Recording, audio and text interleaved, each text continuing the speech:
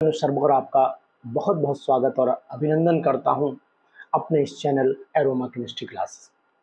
दोस्तों, selection PGT के लिए बहुत लोग अपने अपने ढंग से तैयारी करते हैं।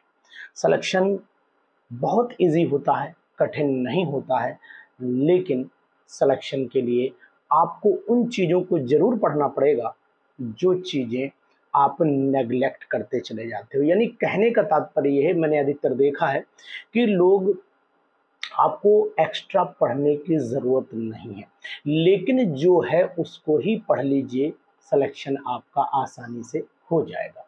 तो मेरे कहने का तात्पर्य मात्र इतना ही है कि आप लोग बहुत ज़्यादा पढ़ने से सिलेक्शन नहीं होता है, सिलेक्शन होता है ज़रूरत वाली चीज़ों को पढ़ने से। सिलेक्शन होता है सही चीज़ें जो हम छोड़ते चले जा रहे हैं उन पर ध्यान देने की। ज़रूरत है हमें उन चीज़ों पर विशेष तौर से ध्यान देने पर कि जो चीज़ें हम लोग छोड़ते हुए चले जाते हैं। तो जो चीज़ें हम लोग लीव कर रहे हैं, जो चीज़ें हम लोग जो है नेगलेक्ट करते चले जा रहे हैं, उन चीज़ों पर हमें विशेष तौर से ध्यान देना है। किसी भी सब्जेक्ट में हो, पीजीटी बहुत आसानी से निकल जाएगा। पीजीटी में बहुत मेहनत की ज़रूरत नहीं है, पीजीटी में सही मेहनत की ज़रूरत है। इस बात का ज़रूर ध्यान रखें आप लोग, और एक चीज़ ज़रूर करें। जैसे मैं आपको एक जनरल बात कहता हूं कि अधिकतर पीजीटी क्वालिफाई और टीजीटी क्वालिफाई करने वाले वही टीचर्स होते हैं जो लोग ऑलरेडी टीचिंग प्रोफेशन में हैं। यानी टीचिंग प्रोफेशन एक बेस्ट प्रोफेशन है, और इस प्रोफेशन में वही लोग सिलेक्शन लेते हैं जो ऑलरेडी किसी न किसी इंस्टीट्यूशन में या प्राइवेट सेक्टर में या पब्लिक स्कूल में टीचिंग करते हैं। तो इन सभी का एक मोटो होता है कि हम लोग 12th के बच्चों को पढ़ा रहे हैं, हम लोग जेईई नीट के बच्चों को पढ़ा रहे हैं, हम लोगों को ये चीज़ें जानकारी में है। लेकिन होता क्या है कि जब हम उनको टीच करते हैं, जब हम उनको पढ़ाते हैं, तो उस समय जो चीज़ें हमारे कंठस्थ होती हैं, जो हमें बिल्कुल याद होती हैं, हम नॉन स्टॉप समझाते चले जाते हैं। और जिन चीज़ों पर हमें ज़रा भी कंसंट्रेट होना पड़ता है, उनमें हमने बुक देख ली, समझ लिया, या एक बार देख करके आगे उसे एक्सप्लेन कर दिया, उसके बाद वो माइंड से स्लिप हो जाती है। किताब के कम से कम हर किताब के जो आप पढ़ाते होंगे, ये चाहे वो 12th क्लास में हो, चाहे वो सीबीएसई में हो, चाहे आईएससी में हो, चाहे यूपी बोर्ड में हो, किसी भी बोर्ड में जो किताब आप पढ़ाते होंगे उसके कुछ न कुछ पन्ने आज देख लेना गिन करके आप लीव कर दिए होंगे, और वही पन्ने आपके लिए इम्पोर्टेंट बन जाते हैं। उन्हीं पन्नों पर से क्वेश्चन उठा लिए जाते हैं। तो आप नोटिस इस बात को ज़रूर करिए कि जो चीज़ हम लोग छोड़ते हैं वही चीज़ हमसे मुंह मोड़ती चली जाती है। ये भी ध्यान दे लो, क्योंकि उसका मुंह मोड़ना भी जायज़ है कि आप उसे लगातार नेगलेक्ट करते चले जा रहे हैं। तो मैं आपको ये सलाह देता हूँ कि आप उन चीज़ों पर विशेष ध्यान दीजिए जो आप बच्चों को पढ़ाते नहीं, जो आप बच्चों को मतलब जो है कम लाइटली लेकर के पढ़ाते हैं, और ये मान लेते हैं कि भाई ये एग्ज़ाम में नहीं आता है, ना तो सीबीएसई पूछता है, ना आईएससी पूछता है, ना यूपी बोर्ड पूछता है, तो इसको आपको पढ़ने की ज़रूरत नहीं। इम्पॉर्टेंट दिमाग से निकाल दीजिए। जो लोग इम्पॉर्टेंट, अधिकतर क्लास 12th में यही होता है, चैप्टर भी घट गए, आपने नोटिस किया होगा कि चैप्टर भी घटा दिए गए, और जब चैप्टर घट गए तो वो चैप्टर भी हाथ से छूटते चले जा रहे हैं। आने वाले समय में पीजीटी में और भी सिलेक्शन मुश्किल हो जाएगा, क्योंकि वो चैप्टर सब छूटते चले जा रहे हैं। चाहे वो किसी भी कंपटीशन की बात करें, चाहे वो हम अपने बोर्ड की बात करें, उन सभी में वो चैप्टर्स अब धीरे धीरे कम होते चले जा रहे हैं। तो जब ये चैप्टर कम होते चले जाएंगे तो अल्टीमेटली आप ये जान पाओगे कि आखिरकार जो मेन चैप्टर्स हैं वो हमारे हाथ से छूट जाएंगे, और जब मेन चैप्टर हमारे हाथ से छूट जाएंगे तो फिर आप ये मान लीजिए कि हमारी स्टडी पर बहुत बड़ा फर्क पड़ जाएगा, और हमारे माइंड से केवल, जैसे अगर मैं आपको एक उदाहरण दूं, प्रोफेसर डिग्री कॉलेज का देखा है ना, डिग्री कॉलेज के प्रोफेसर को मात्र उतनी ही लाइनें याद होंगी जितनी उसे पढ़ानी है। उसके बाद ना तो उसे इधर कुछ आता है और ना ही उधर कुछ आता है। ये बात कहने में मुझे कोई संकोच इसलिए नहीं है क्योंकि उसका एक लिमिटेड दायरा हो गया है। वो प्रोफेसर है, अच्छी बात है, लेकिन उसने जो पढ़ाना है वो उसे आ रहा है, उसमें भी कोई प्रॉब्लम नहीं है, तो फिर वो इधर क्यों देखे और इधर क्यों देखे। और ना ही उसे ज़रूरत है इस बात की कि मुझे जो है, मैं तो ऑलरेडी प्रोफेसर हूँ तो मुझे कोई ज़रूरत भी नहीं है।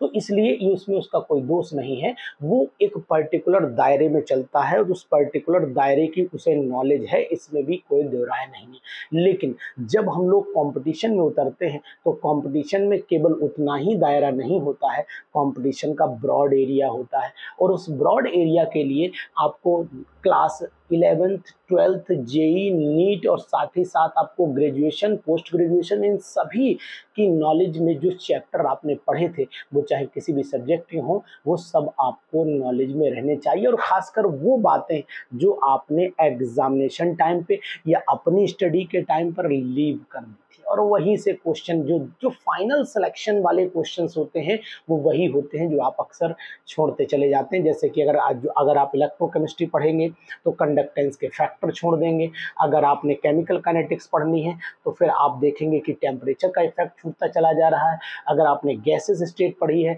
तो डेविएशन वैन डर वाल गैस इक्वेशन के जो फैक्टर्स हैं, उसके रिड्यूस प्रेशर हाई प्रेशर, उनके क्रिटिकल टेम्परेचर क्रिटिकल, ये सब चीज़ें लीव करती चली जा रही हैं, क्योंकि ये चीज़ें अधिकतर उन एग्जामिनेशन में बहुत कम पूछी जाती हैं। तो जब ये अब और अगर हमें बतानी भी होती हैं तो हम बुक उठाया, वैल्यू बता दी कि भाई इसकी 304 है, इसकी 215 है, इसकी 95 195 है, सो ऑन, ये वैल्यूज़ हमने स्टूडेंट को बता दी। स्टूडेंट भी खुश कि सर ने हमें वैल्यू, और स्टूडेंट को बता दे कि बेटा इसको याद कर लेना, इसमें से कोई एक वैल्यू आ जाएगी। तो वही चीज़ मैं आपसे कहना चाहूँगा कि अगर आप वाकई में पीजीटीज़ में सिलेक्शन चाहते हैं, जीआईसी लेक्चरर ग्रेड में सिलेक्शन चाहते हैं, झारखंड एलिजिबिलिटी टेस्ट क्वालिफाई करना चाहते हैं और DSSB के एग्जामिनेशन में सफल होना चाहते हैं, तो फिर मेरी एक बात ज़रूर नोट कर लीजिए कि दायरे से हटकर पढ़ना शुरू कर दीजिए, दायरे से हटकर पढ़ाना शुरू कर दीजिए। वो चीज़ भी स्टूडेंट को पढ़ाइए जो नहीं पढ़ाना चाहिए, यानी कि जो आपको फ़ायदेमंद हो। कारण ये होता है कि कभी-कभी ऐसा होता है कि हमें, मान लीजिए हमने एक टॉपिक पढ़ाया स्टूडेंट को, उससे रिलेटेड थोड़ा बता दीजिए, तो उससे आपका भी रिकवरी बनी रहेगी, आपको भी वो चीज़ें याद आती रहेंगी और वो आपके एग्जामिनेशन में हेल्प करेंगी। उनको अगर भाई उनको बताओगे तो आप उसको देख करके आओगे, जब देख करके आओगे तो ऑलरेडी वो आपके माइंड में तो रिवाइज होती रहेंगी, और जब रिवाइज होती रहेंगी तो लंबे समय तक आपके दिमाग में बनी रहेंगी, और लंबे समय तक सिंपली जब दिमाग में आपके बनेंगी तो यार फिर एक हर महीने में 1-2 बार अगर क्लिक करते रहोगे तो वो चीज़ें पिकअप रहेंगी। अक्सर क्या होता है, वही 10 क्वेश्चन आप परेशान करते हैं जो 10 क्वेश्चन हमें इस दायरे से निकल करके आते हैं। तो ऐसी टेस्ट सीरीज़ भी हैं, इनको भी आप यूज़ कर सकते हैं, और साथ ही साथ अपनी किताबों को, बहुत सारी आपके पास ही ऑलरेडी बुक्स होंगी, ज़्यादा किताबों का भंडार इकट्ठा करने से कोई मतलब नहीं होता है। आपको एक लिमिटेड दायरे में स्टडी करनी है, लेकिन सही दिशा में करनी है। आपको ज़्यादा नहीं पढ़ना है, आपको जो है कंसंट्रेटेड पढ़ना है, आपको ब्रॉड स्टडी चाहिए, आपको नैरो स्टडी नहीं चाहिए। आपको एक्चुअल में करना क्या है, वो चीज़ भी पढ़नी है जो चीज़ें हम अधिकतर जो है वो छोड़ते चले जा रहे हैं, उन चीज़ पर भी विशेष तौर से ध्यान देना है। बाकी और आप ऑलरेडी तैयारी कर ही चुके हैं, आपकी 80% तैयारी होती है, मात्र 20% तैयारी के लिए आप इतना परेशान हो जाते हैं कि आपको 125 जो है वो चैनल बदलने पड़ जाते हैं। आप लगातार न्यूज़ पर ज़्यादा ध्यान देते हैं, न्यूज़ पर ध्यान देना बंद कर दीजिए।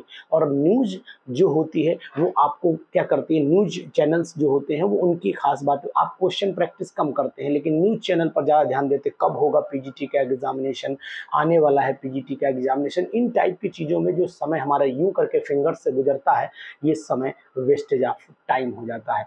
तो मैं आपको सलाह देना चाहूँगा कि प्रैक्टिस ज़्यादा करिए, सही दिशा में करिए, और वो चीज़ों की ज़रूर प्रैक्टिस करिए, उन चीज़ों पर ज़रूर ध्यान दीजिए जो हम लोग कम टच में रखते हैं, क्योंकि लंबे समय तक याद रखने के लिए हमारे पास में एक ही तरीका होता है, रिविज़न, और कोई नया मंत्र नहीं होता है। तो इस मंत्र को अपने अंदर उतार लीजिए, तो ज़्यादा मेहनत की ज़रूरत नहीं, पीजीटी निकालने के लिए ज़्यादा मेहनत की ज़रूरत नहीं बेटा, सही दिशा में और सही चीज़ें पढ़ने की ज़रूरत है। तो अगर आप पीजीटी क्वालिफाई करना चाहते हैं तो इस बात को अपने दिमाग में डालिए कि मेहनत ज़्यादा नहीं होनी चाहिए, मेहनत हार्ड नहीं होनी चाहिए, मेहनत स्मार्ट होनी चाहिए। ये बात अगर आप अपने दिमाग में डालते हैं तो तैयारी ज़रूर होगी, अच्छी होगी और सिलेक्शन भी होगा। एक जनरल क्वेश्चन इस समय चल रहा है, कब होगा एग्ज़ाम, हर कोई स्विच ऑफ मोबाइल में ढूंढ रहा है कि भाई यार स्विच करो, इसे कहाँ पर होगा, ये सेलेक्ट करो, इसे कहाँ पर होगा, कि एग्जामिनेशन कब होने वाला है। इस चीज़ को अगर आप बार बार स्विच करेंगे, ठीक है, तो फिर आप आपके लिए माइंड सेटअप डिस्टर्ब हो जाएगा। आप तो एक उद्देश्य ठान लीजिए, एग्ज़ाम जब भी होगा सिलेक्शन मेरा ही होगा। एग्ज़ाम जब भी देने जाएंगे हम ही टॉप करके आएंगे। एग्जामिनेशन में हम वो सब करके आएंगे जो सिलेक्शन के लिए ज़रूरी है। तो अगर इतनी बातें अगर आपके दिमाग में सेट रहेंगी तो अपने समय को वेस्ट बिल्कुल नहीं करिए, अपने समय का सदुपयोग कर लीजिए और ये सदुपयोग आपके लिए वरदान साबित हो सकता है। एक बार पीजीटी निकाल दोगे, कॉन्फिडेंस मेकअप हो जाएगा, अगली बार जो है उच्चतर माध्यमिक की वैकेंसी आएंगी उन पे चले जाना, डिग्री कॉलेज में चले जाना, आपके अंदर कॉन्फिडेंस लेवल मेंटेन हो जाएगा। तो इस कॉन्फिडेंस लेवल को मेंटेन करने के लिए आपको ये जरूर ध्यान रखना है कि पीजीटी क्वालिफाई करने के लिए ज़्यादा मेहनत की ज़रूरत नहीं है, सही मेहनत की ज़रूरत है और वो शायद सब लोग नहीं करते हैं। तो मेरे प्यारे दोस्तों, तैयारी में लगे रहिए, मेहनत करते रहिए और दिशा भी सही ढूंढ लीजिए और उस दिशा में अगर मेहनत करोगे तो सफलता आपके चरण चूमेगी, ये निश्चित है। इसलिए पढ़ाइए, चाहे कोचिंग पढ़ाइए, चाहे ट्यूशन पढ़ाइए, चाहे स्कूल में पढ़ाइए, लेकिन उन चीज़ों को बार बार माइंड में, किताब पास में रखो, कभी मन करा उठाया, देख लिया, खट से रिवाइज कर लिया, मस्ती के साथ में आपको वो चीज़ें माइंड में चलती रहेंगी। स्टूडेंट को पढ़ाने जाइए क्लास के अंदर तो उन चीज़ों को ज़रूर पढ़ाइए जो चीज़ें आपको अपने माइंड में रोकनी है और स्टूडेंट के लिए भी बेनिफिट होगा, उसका भी कंपटीशन निकलेगा, आपका भी कंपटीशन निकलेगा। तो इन चीज़ों के लिए आपको रिवीजन जरूरी है और इस रिवीजन के लिए आपको पढ़ के पढ़ाना पड़ेगा और उस पढ़ाने में उनका तो फायदा होगा ही होगा जो पढ़ रहे होंगे, लेकिन सबसे ज़्यादा फायदा आपका होगा। तो दोस्तों, इस बात का जरूर ध्यान रखिए कि पीजीटी ज़्यादा मेहनत नहीं चाहती है, पीजीटी चाहती है कि सही दिशा में मेहनत हो जाए। तो अपने दोस्तों तक ये वीडियो जरूर पहुंचाइए कि दिशा सही होनी चाहिए, दशा अपने आप बदल जाएगी। Thank you.